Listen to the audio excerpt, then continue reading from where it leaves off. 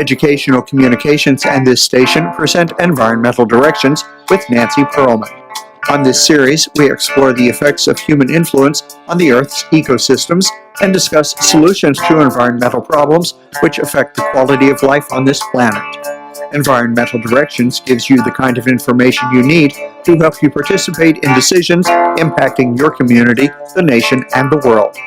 Now, here's your host, Nancy Pearlman. Hello, I'm Nancy Pearlman. On this edition of Eco News, we're going to be talking about the humanitarian and social issues in the Euro-Asian region of the Caucasus Mountains and the Caspian Sea. I visited the country of Azerbaijan, and I saw quite a transformation from when I visited it when it was part of the Soviet Union. In the 30 years of independence, it went from a poor post-Soviet country to the largest economy in the region. And to talk more about all the changes in the area and some of the current conflicts that are going on in that region is my guest, Nasimi Aghayev.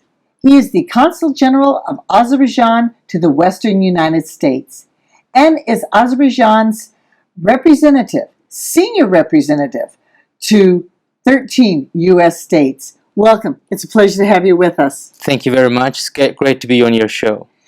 This is an area of the world that has beautiful natural history, incredible environment of many different ecosystems, a cultural tradition with music, song, dance, and food, and so many other kinds of aspects that make one really enjoy a visit there. So, Azerbaijan is an ancient country in a very ancient region, but it's a relatively new republic. We've been independent since 29 years, and we were part of the Soviet Union for 71 years. But this is our second republic. The first Republic of Azerbaijan was established in 1918. Azerbaijan Democratic Republic was its name. Short-lived. Yes, short-lived, unfortunately, before the Bolsheviks invaded Azerbaijan and other Caucasus countries. But for 2 years, this was the first secular democracy in the entire Muslim world, and the first one actually to give voting rights to women. So a lot of progressive history over there. Thank you. On behalf of the definitely. women. But it was very important for Azerbaijanis to have this right and women emancipation. That's why it prospered in the country. But unfortunately, yes, for 71 years, Azerbaijan was part of the Soviet Union, was invaded and incorporated forcefully into this empire. But finally, we got our independence. But as you correctly mentioned, 29 years later, Azerbaijan is a strong country and is moving forward in many directions. And I remember visiting various memorials for people who fought in different wars. And one of the recent conflicts, if we can say it's recent, it's sort of been going on for a couple of decades at least, is that over the land in a very particular area of your country between you, Azerbaijan, and your neighboring country of Armenia. Where and why? Yeah, it's one of the painful pages in the history of Azerbaijan. The region called Karabakh, which is part of Azerbaijan, historic territory of Azerbaijan. And it's very productive land because I think the name means black orchard. It's black orchard, black garden. It's in Azerbaijani language, Karabakh, which is black orchard, black garden. And this was actually an area, a center of Azerbaijani culture, music, like the city of Shusha. A lot of famous Azerbaijani musicians, poets, writers, intelligentsia were actually from this city. So it has a special role in Azerbaijani culture. So we started seeing some claims by Armenia against Azerbaijan for this area, Karabakh region. And when both Azerbaijan and Armenia became independent after the collapse of the Russian Empire, the Allied forces after the World War I recognized this area as part of Azerbaijan, this Karabakh region as part of Azerbaijan, so as part of the independent Republic of Azerbaijan, our first republic. And in 1920, when Azerbaijan was invaded by Bolsheviks and we became part of the Soviet Union, still this region remained as part of Azerbaijan.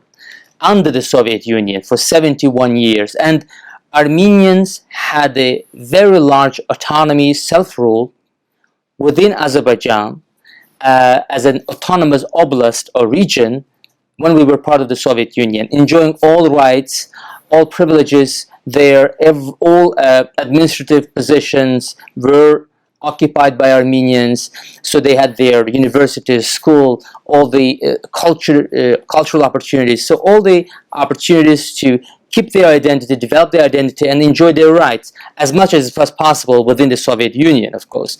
But when the Soviet Union started getting, the waning days of the Soviet Union in the end of the 1980s, unfortunately, we saw these unsubstantiated claims by Armenia against Azerbaijan. Again, they saw the opportunity in the weakening of Azerbaijan. So they used this opportunity to also, with the allies, let's say, outside of the region, to raise these claims against Azerbaijan, and just for the sole purpose of expanding Armenia's territory at the expense of Azerbaijan. So that was the sole purpose of these ultra-nationalist forces in Armenia that set off this very painful conflict for both countries, for both peoples. And that's how it started when Armenian armed forces invaded a large portion of Azerbaijan's sovereign territory in the early 1990s. About 20% of Azerbaijan's sovereign territory was occupied by Armenia. And the more tragically, all these areas, occupied areas, were ethnically cleansed from these areas' indigenous Azerbaijani population. Are you saying that hundreds of thousands of Azerbaijanis felt the need to leave the region because this conflict was going on, so they've become refugees in the rest of the country? Exactly. The area, this Karabakh region, was inhabited by 800,000 Azerbaijanis. 50,000 of them were living in the upper part of the region, which is called Nagorno-Karabakh, and 750,000 of them were living in the 7 adjacent districts. And so all of these ethnic Azerbaijanis were expelled from their homes and lands, and oftentimes overnight, living behind everything they had. So now these people suddenly became IDPs, like internally displaced people, in their own country, living in many tent camps scattered around Azerbaijan, up until 2008, when the last tent camp was closed by the government of Azerbaijan, and all these IDPs were resettled into normal housing built by the government.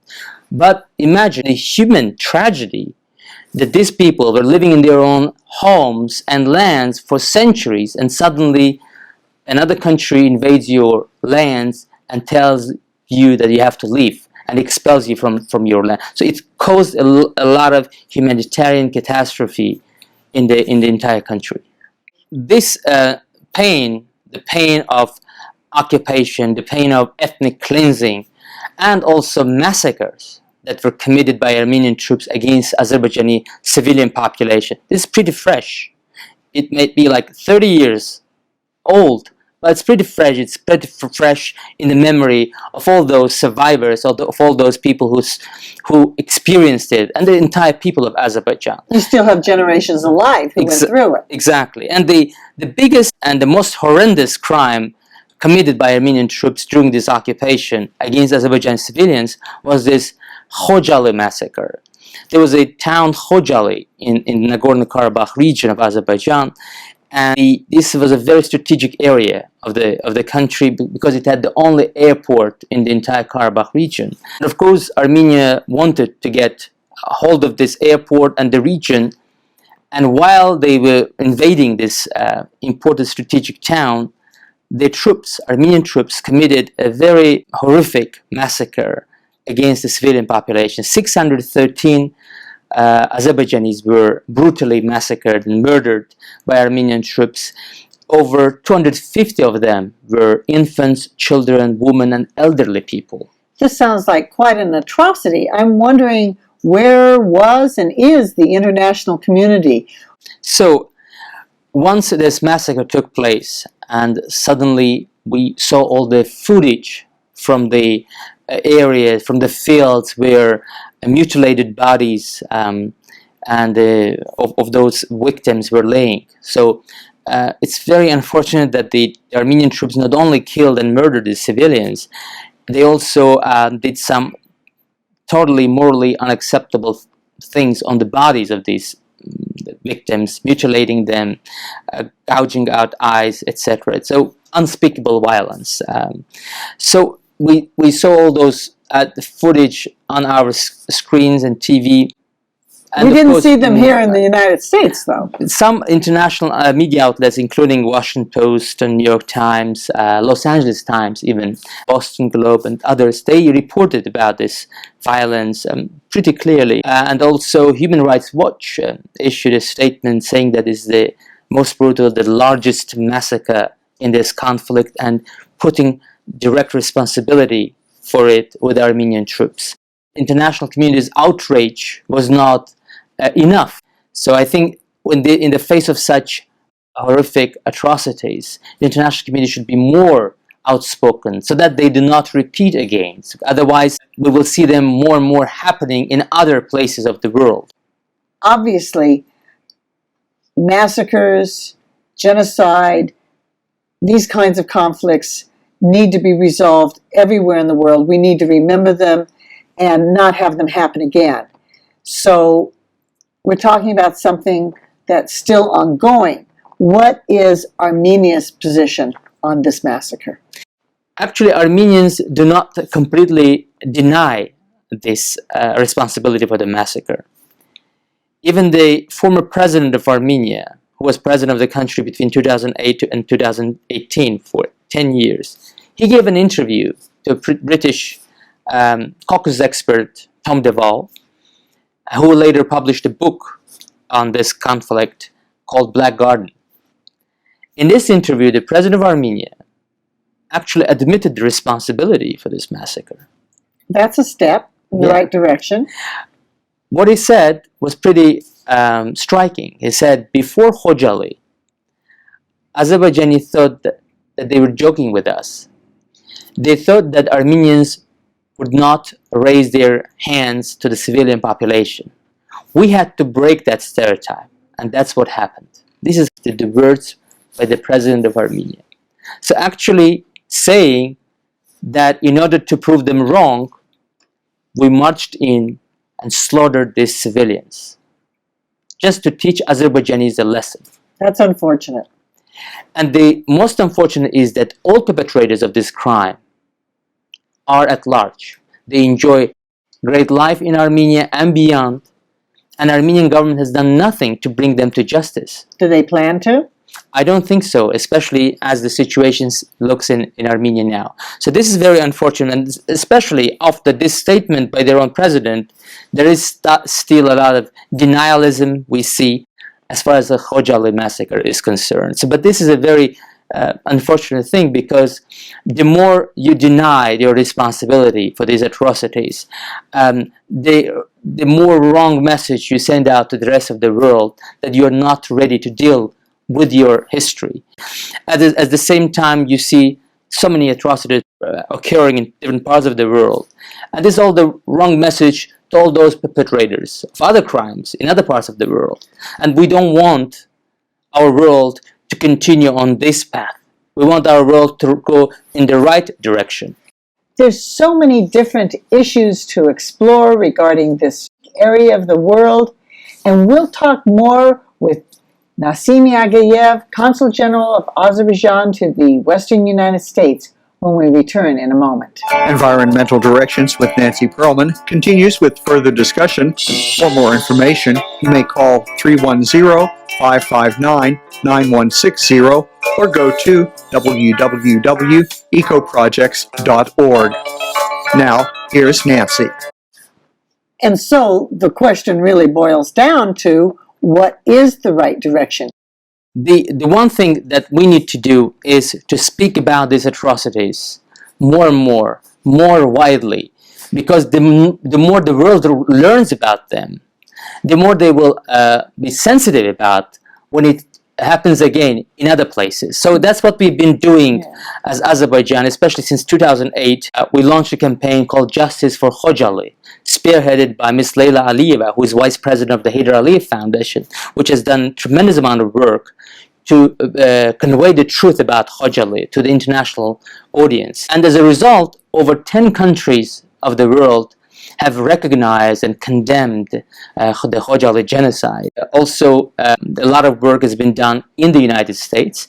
23 states in America, in the United States, have passed resolutions and issued proclamations at the governor's level condemning this massacre, this atrocity.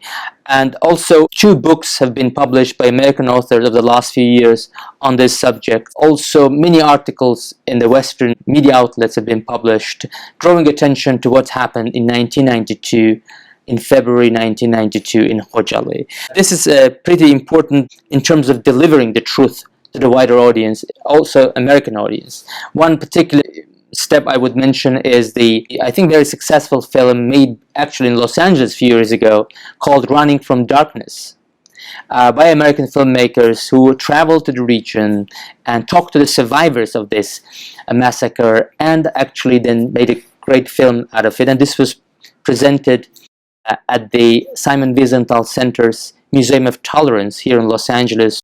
The international community's position on this conflict, on the occupation of Azerbaijan's lands, is quite clear. The world has condemned this occupation. When it took place in 1993, the United Nations Security Council passed 4 legally binding resolutions condemning this occupation and ethnic cleansing, demanding the withdrawal of all Armenian troops from Azerbaijan's territories.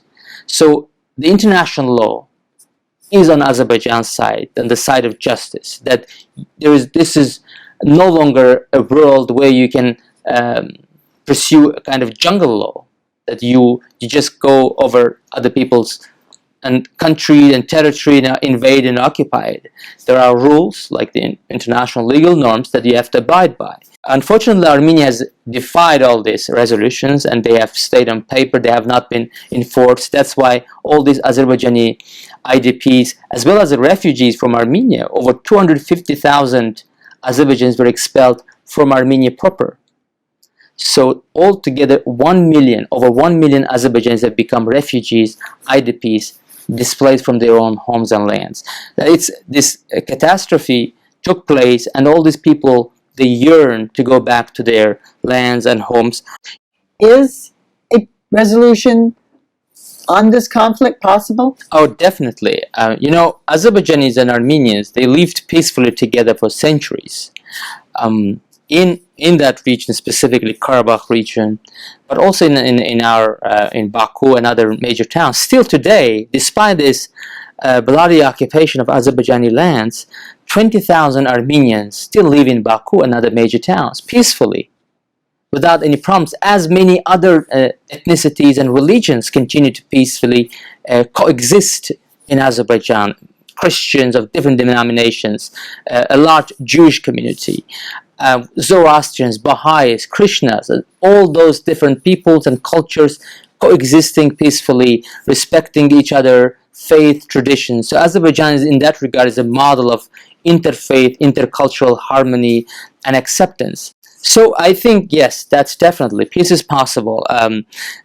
In fact, a few months ago, we hosted here a delegation of survivors of this massacre, Khojaly massacre, as well as the wider occupation of the Karabakh region from that region. Survivors came here, and the Nessa synagogue, which is one of the largest Iranian, Persian, Jewish synagogues in the world, hosted a well-attended event with this delegation, and they shared their stories, very painful stories, but everyone ended with one strong message, that we want peace and reconciliation. Despite all these tragedies that Azerbaijani people went through, we're looking forward to the peaceful future in the region, when we'll be able to live together with the Armenians again in peace. But for that to happen, Azerbaijan's territorial integrity should be restored, because 20% of Azerbaijan's lands are under still military occupation by Armenia, internationally condemned illegal military occupation, and it's continuing. Unfortunately, we see, even with this new government in Armenia, a kind of intransigence on the part of the Armenian government, not a constructive approach to these negotiations. There were principles called moderate principles suggested by the OSCE that actually are very reasonable. It suggests that the Armenian troops are withdrawn from the occupied areas, the IDPs return to their former place of residence, and then confidence-building measures are being launched, and then afterward the status of this region can be determined. So step-by-step approach. Azerbaijan accepted these proposals, but it was rejected by Armenia. And we know that here in Los Angeles area of Southern California is the largest Armenian population outside of Armenia. You're right. There is a large Armenian community in California. What also exacerbates the situation, I must say, is the Armenian special interest lobby in the United States and in some countries who seem not to be interested in the resolution of this conflict, because this is the lobby structures that actually are surviving with a couple of issues that they can use to unite their base, and Karabakh issue is one of them. Take an example of this organization called Armenian National Committee of America, constantly working against peace in Congress and in other circles among the states to make sure that the peace is not achievable.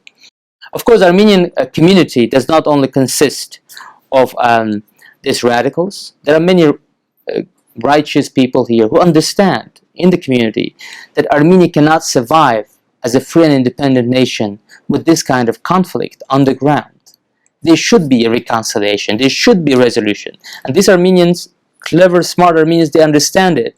Unfortunately, whenever they try to speak about it, they are labeled by those radicals as traitors of the cause, the national cause, which is, again, creating another obstacle for the resolution. But it's extremely harmful for the future of Armenia. Armenia today is the poorest country in the entire South Caucasus region. The poverty level is around 30 to 40%, whereas Azerbaijan has gone this transformation you mentioned. 2001, the poverty level in Azerbaijan was 50%, according to World Bank. Today it's under 5%. Azerbaijan is concerned about the occupation of their lands. What has happened since that time? We see today a large cultural cleansing that has been taking place. Not only ethnic cleansing, but an ethnic cleansing has been now followed by cultural cleansing, meaning erasing all traces of Azerbaijani presence in Karabakh region.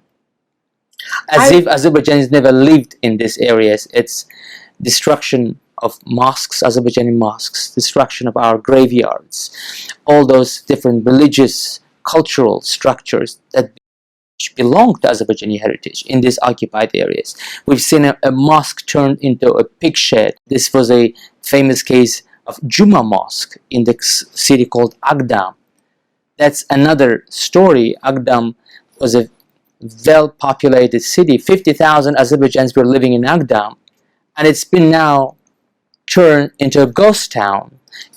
Every single building has been destroyed in this city after the occupation, and their materials have been used for the construction of Armenian settlements around the city, at that city. So there are many cases of such as evidencing the cultural destruction, cultural cleansing, and which is actually, I think, pretty tragic. So over 4,500 objects belonging to Azerbaijani cultural heritage, both in the occupied areas and on the territory of the Republic of Armenia, have been either destroyed completely or desecrated. Like take, for instance, the mosques in Yerevan, the capital of Armenia. A large portion, almost 50% of Yerevan's population were Azerbaijanis, ethnic Azerbaijan. That's why there were lots of mosques just in Yerevan alone. Over 60 of them. Only one remains. One single mosque remains in in Yerevan, and it's called Blue Mosque, but Armenians now call it Iranian or Persian Mosque. So even not mentioning that it belongs to Azerbaijani cultural heritage, and other mosques have been erased from the face of the earth. One famous case was the Demirbalag Mosque in Yerevan, which was bulldozed by Armenian forces in 1990, and there's been well evidenced in that regard. So this destruction, attacks against culture are continuing to this day. And the other problem is that we see, unfortunately, a wide range of radicalization in present-day Armenia. Today, Armenia is one of the very few mono-ethnic nations in the world. 99% of Armenia's populations are Armenians. So they haven't had a lot of refugees or immigrants from around the region? They have Armenian refugees from other countries, but they're all Armenians, 99%. But before the occupation, before the conflict, a large portion of Armenia's population were Azerbaijanis. 250,000 of them were expelled. So, and of course, many Kurds were expelled as well. It had a 5,000 Jewish population. Only maybe 100 of them have remained. So Armenia has lost, because of its policies, a large portion of its non-Armenian population. It's now become a mono-ethnic nation. One of the very unique cases in the entire world. But so we see that not only there is a strong Azerbaijanophobia, let's put it this way, a spread of hatred against Azerbaijanis, but also against other minorities. We've seen many cases of anti-Semitism now in Armenia in the last 2 decades. Even the Anti-Defamation League did a survey of anti-Semitism in many different countries, and according to their survey, the level of anti-Semitism in Armenia is 58%. That's high. Pretty high, which makes Armenia the third most anti-Semitic nation in the entire world outside of Middle East and North Africa. To hear that. And the number 2 in the entire European region. Pew Research did another study, and the survey, their result was that 38% of those who were asked did not want to see Jews as fellow citizens. So this is very unfortunate. This is a result of a constant spread of hatred and intolerance by government structures in Armenia, that these feelings, these negative attitudes are being enforced. So it's also not a coincidence that in the middle of Yerevan, the center of Yerevan, they erected a statue of a former Nazi collaborator, Armenian Nazi collaborator called Garegi Nijde. So this guy actually was one of the generals, Armenian generals, leading the Armenian Legion during the World War II on the German side as part of the Wehrmacht, and participating in rounding up Jews and others, helping actually Adolf Hitler. This guy is being glorified in Armenia as a national hero. Instead of condemning what he did, condemning how helped Hitler execute the Holocaust and other atrocities, and they have erected, the Armenian government has erected a huge statue of this Nazi collaborator, of Garegi Nijde, in the center of Yerevan. At the beginning of the program, I indicated that I saw a transformation of Azerbaijan when I visited it under the Soviet Union, then again many years later as an independent country. What transformation can I expect on my next visit? This transformation is ongoing. You're right, from a poor, war-torn, unstable country to the largest economy in the region and a prosperous country that has a very smart leadership who knows what's best for the country and for our people. Under the leadership of President Ilham Aliyev, Azerbaijan has become truly an island of stability, an island of prosperity in an otherwise difficult and challenging region. That's why the hopes of Azerbaijanis for the just and the peaceful resolution of this conflict within the territorial integrity of Azerbaijan in the nearest future are high, and I think we will get there. Thank you so very much for sharing with us what is going on in this very unique area of the world. Thank you for being my guest. Thank you very much. Great to be on your show. I have been speaking with Nasimi Aghayev, Consul General of Azerbaijan to the Western United States and Senior Representative for Azerbaijan to 13 U.S. states. I'm Nancy Pearlman. Thank you very much for joining us, and do tune in again next week. If you would like free information about these environmental issues, go to www.ecoprojects.org or call 310-559-9160. Environmental Directions with your host, Nancy Pearlman, is a community affairs program of the nonprofit organization Educational Communications and this station.